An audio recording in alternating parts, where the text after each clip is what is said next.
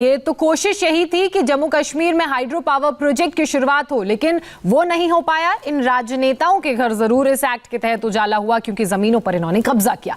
अब बात दिल्ली की करते हैं। दिल्ली को जलाने से लेकर शाहीन बाग की तर्ज पर अलग अलग शहरों में सरकार के खिलाफ साजिश को लेकर ये जो बड़ा खुलासा हुआ है उससे जुड़ी खबर हम आपको बता रहे हैं। दिल्ली दंगों पर दायर सप्लीमेंट्री चार्जशीट में दो मास्टरमाइंड उमर खालिद और शर्जील इमाम के नाम है।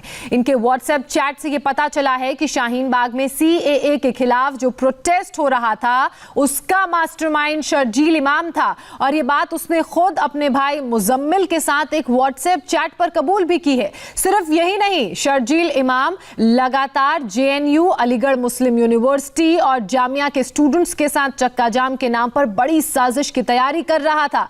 चार्जशीट के मुताबिक ये ग्रुप बनाया भले ही शर्जील ने था, लेकिन दिमाग उमर खालिद का था और ये जो खुलासा हुआ है ये बेहद ही चौंकाने वाला है।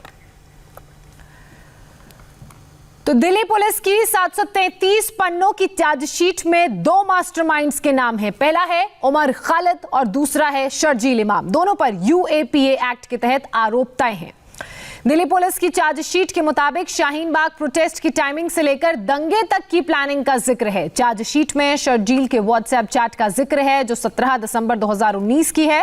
चैट में शर्जील इमाम कह रहे हैं कि वो अभी भी शाहीन बाग में हैं और उसने पूरे दिन रोड ब्लॉक की। ये अब भी जारी है, लेकिन एक रोड खोल दी गई है। इसके बाद शर्जील इमाम ने कहा कि वो कल सुबह दोनों तरफ से रोड ब्लॉक करेंगे। तो ये जो व्हाट्सएप चैट में बातें सामने आई हैं और चार्जशीट जो 733 पन्नों की है उसमें ये जो सारी बातें सामने आई हैं वो बताने के लिए काफी है कि इस पूरे घटनाक्रम में मास्टरमाइंड कौन था। अतुल भाटिया मेरे सहयोगी हमारे साथ जुड़ चुके हैं, सीधे अतुल का रुख करेंगे। अतुल, चार्जशीट से बहुत बड़ा खुलासा हुआ है और खुलासा व्हाट्सएप चैट के जरिए भी। बिल्कुल, देखिए जिस तरीके से दिल्ली पुलिस की स्पेशल सेल ने यूएपीए में केस रजिस्टर किया था, सबसे खास बात यहां पर यह थी कि जो फोन थे उन फोन से इलेक्ट्रॉनिक एविडेंस जो है वो दिल्ली पुलिस स्पेशल सेल ने बरामद किए थे। किस तरीके की चैट्स की गई थी, किस तरीके से ग्रुप्स बनाए गए थे और दिल्ली के दंगों के दौरान कहां ये लोग गए, किस उससे पहले प्लानिंग की। खासतौर से जब की यात्रा थी तो सबसे अहम इन लोगों का रोल यह था कि किस तरीके से इंटरनेशनल मीडिया का अटेंशन लेना है, किस तरीके से जो और भी आंदोलन चल रहे हैं उनको कैसे एग्रेसिव करना है और शाहीन बाग के अलावा 24 और जगहों पर प्रोटेस्ट साइट जो है उनको स्टार्ट किया गया। तो पूरी प्लानिंग थी कैसे दंगों को भड़काना है, कैसे एग्रेसिव करना है और कैसे जिस तरीके सीए और एनआरसी का विरोध करने के लिए शर्जील इमाम समेत जो 3 आरोपी दिल्ली पुलिस ने इस पूरी चार्जशीट के अंदर बनाए हैं और कल शाम को ही दिल्ली की जो कंट्रोलनुमा कोर्ट है उसने इसके ऊपर ज्ञान लिया है और इस केस को आगे चलने की इजाजत दे दी है। तो पूरा जो दिल्ली पुलिस की चार्जशीट है उसमें जो किस तरीके से पूरे जो दंगे हुए, कैसे 50 लोगों की मौत हुई, इसकी पूरी साजिश का खुलासा जो है वो दिल्ली पुलिस स्पेशल सेल ने किया है। अच्छा अतुल, 733 पन्नों की ये चार्जशीट है, इसमें और कौन कौन सी अहम बातें हैं?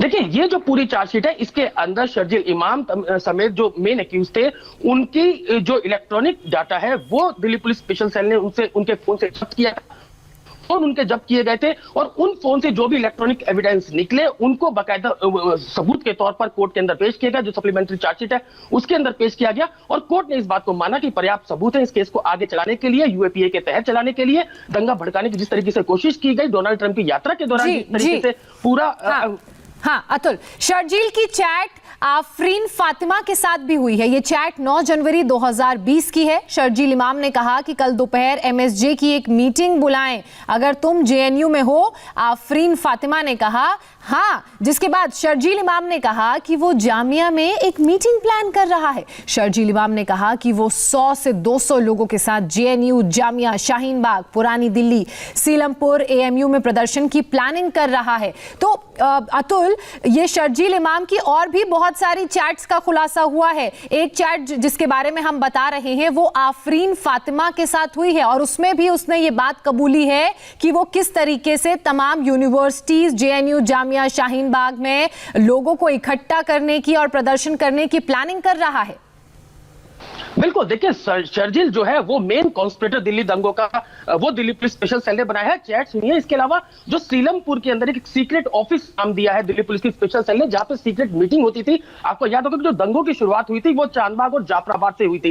तो नॉर्थ ईस्ट के जो दंगे हुए थे उनमें किस तरीके से इन लोगों का रोल था, किस तरीके से जो जेएनयू के स्टूडेंट थे, जो कि खासतौर से मुस्लिम स्टूडेंट थे, उनको अपने साथ लिया गया। इसके अलावा जो जामिया मिलिया इस्लामिया के जो स्टूडेंट्स थे उनके साथ मिलकर पूरी कॉन्स्पिरेसी तैयार की गई। तो दिल्ली पुलिस की जो पूरी चार्जशीट है वो इस बात का खुलासा करती है कि कैसे शर्जील इमाम तमाम जगहों पर मीटिंग्स कर रहा था। वो एमयू जाता है, वो डीयू जाता है, जामिया जाता है, और इसके अलावा जेएनयू के स्टूडेंट को, जो मुस्लिम स्टूडेंट है उनको इकट्ठा करता है और एक पूरी दंगों की जो साजिश है उसको प्लान करता है। तो ये पूरा जो कि electronic evidence Delhi police special cell के पास आए थे, जो कि उसके फोन से ही पुलिस ने बरामद किया, क्योंकि उस फोन को बाकायदा क्लोनिंग की गई। जो भी डाटा थे उस समय वो सब निकाला गया और उसके बाद सारे एविडेंस जो है वो सप्लीमेंट्री चार्जशीट में कोर्ट में रखे गए हैं। तो फिलहाल जो कोर्ट है उसने इसके ऊपर संज्ञान लिया है और आगे इस केस को चलाने की इजाजत दे दी है। अच्छा, 9 जनवरी के अलावा एक 12 जनवरी की भी शर्जील इमाम की चैट सामने आई है। ये चैट है 12 जनवरी 2020 की, जिसमें यह कहा गया है कि जब शशि थरूर आए तो नाराए तकबीर का नारा लगवाना है।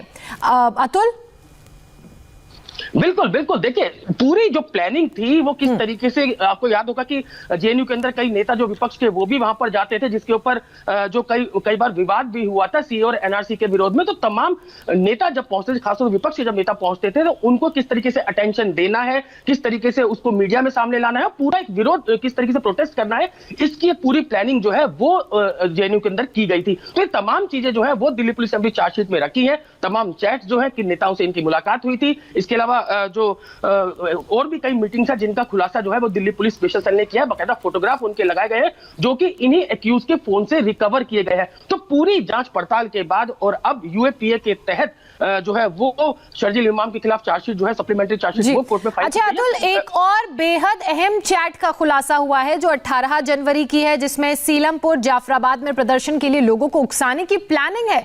शर्जील ने मुसलमानों का एक कोर ग्रुप एमएसजे बनाया। शर्जील ने कहा कि क्या खुरेजी के लिए एमएसजे से कॉल दे सकते हैं, और फिर पर्चे बांटने की बात भी वो कहते नजर आए। कहा गया कि जाफराबाद और आसपास की मस्जिद में पर्चे बांट दिए जाएंगे। तो ये पूरी प्लानिंग के साथ इस तरह के दंगे करवाए गए, ये कहना गलत नहीं होगा अतुल? बिल्कुल बिल्कुल, जो देखिए चार्जशीट में जिस तरीके से दिल्ली पुलिस ने जो कोर्ट के अंदर दाखिल की है उसमें साफ लिखा है कि कैसे जो मस्जिद थी उनके आसपास के इलाके थे वहां पर पहले जो पंपलेट्स है वो बांटे गए, जो भाषण है वो काफी एग्रेसिव थे, किस तरीके से मुस्लिमों के खिलाफ जो है वो सरकार कर रही है, ये बात तमाम पर कहीं पंपलेट्स काफी जो है वो बांटे गए। और जितना भी जो बता सकते थे, झूठ बोल सकते थे, जो एक नफरत फैला सकते थे मुसलमानों के बीच में, वो फैलाने की कि ये सरकार जो है वो मुसलमानों के खिलाफ है, मुस्लिम धर्म को आगे आना चाहिए, इसके विरोध करना चाहिए। एक पूरी प्लानिंग के तहत ये साथ किया है। शर्जील इमाम जो है वो इसके अंदर बेहद अहम कड़ी था, क्योंकि वो एमयू भी जाता है, जेएनयू के अंदर भाषण देता है। अच्छा अतुल, एक और चैट सामने आई है। शर्जील की ये जो चैट है जो अभी सामने आई है वो मुजम्मिल के साथ है, जिसमें शर्जील ये मान रहा है कि वही मास्टरमाइंड है। और ये चैट 24 और 25 दिसंबर 2019 की, और जैसा कि लगातार आप हमें बता भी रहे हैं, विस्तार से समझा रहे हैं कि कौन कौन सी चैट शर्जील की सामने आई है, जो 733 पन्नों की चार्जशीट दाखिल की गई है उसमें क्या क्या बड़ी बातें सामने आई है। बहुत शुक्रिया अतुल आपका तमाम जानकारी, तमाम अपडेट्स के लिए। लालू का जेल वाला प्लान कैसे हो गया फेल, बताएंगे आपको पूरी खबर एक छोटे से ब्रेक के बाद।